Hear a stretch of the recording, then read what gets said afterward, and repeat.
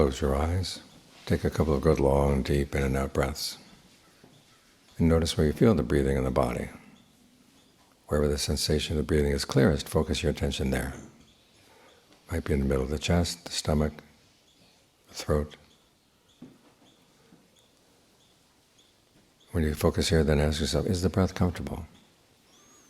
If it is, keep it up. If it doesn't, you can change. Make it shorter, more shallow, heavier, lighter, faster, slower. See what rhythm of breathing feels right for the body right now. Energizing if you're tired, soothing if your nerves are frazzled, relaxing if you're tense. We're trying to give the mind a good place to stay, because it has work to do, it has to do in the present moment. We've come to make merit today for Kumban Chong, who passed away 100 days ago. When you make merit, you want to make sure your merit is complete. There are three kinds. There's basically the merit of generosity, the merit of virtue, and the merit of meditation, developing good qualities in the mind. There's generosity we've already done. Virtue, we're observing the precepts, sitting here not breaking any precepts. What remains to be done is developing good qualities in the mind. Like right now we're trying to develop mindfulness, the ability to keep something in mind. Alertness, the ability to know what you're doing while you're doing it.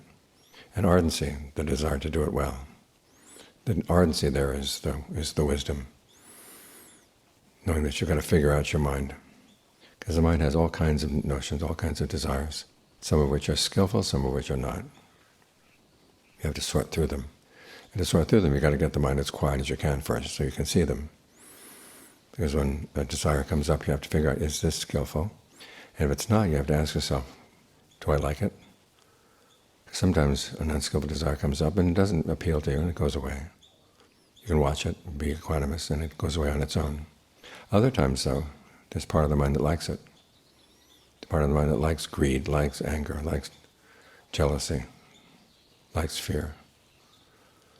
And that you've got to figure out.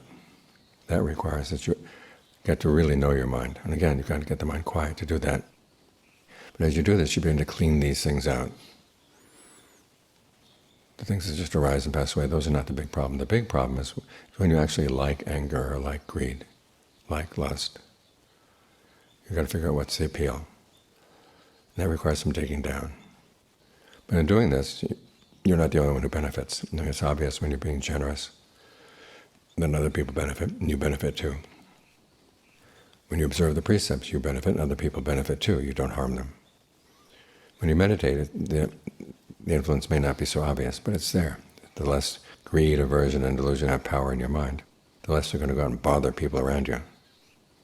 So even though you're sitting here by yourself watching your mind with your eyes closed, still it's not only good for you, but it's good for the people around you. Then you think of the people who passed away.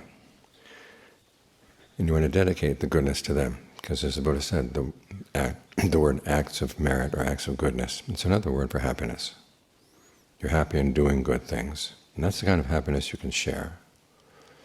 The happiness of the world where you gain something, or you gain status, you gain wealth, you've been praised, you gain physical pleasures. Those kinds of things you can share only with a narrow range of people.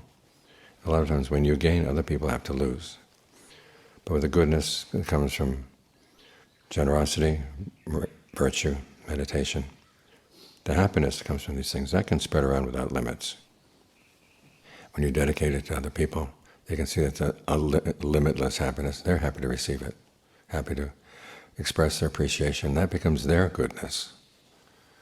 It's in this way that we can spread happiness around.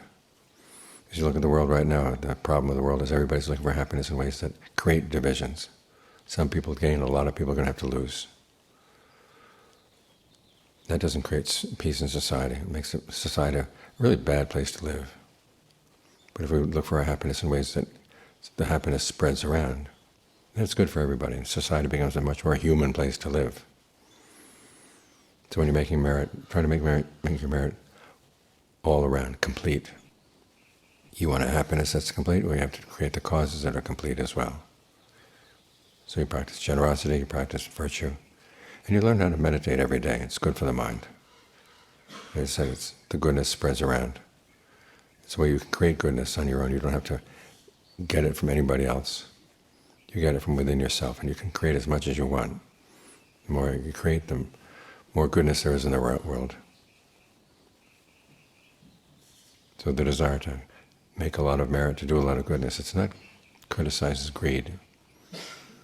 It's praised as being a person of initiative, realizing that the goodness of the world, if you just wait for things to come to you, it'll come sometimes. But if you're constantly creating it inside, then you can have a more reliable source.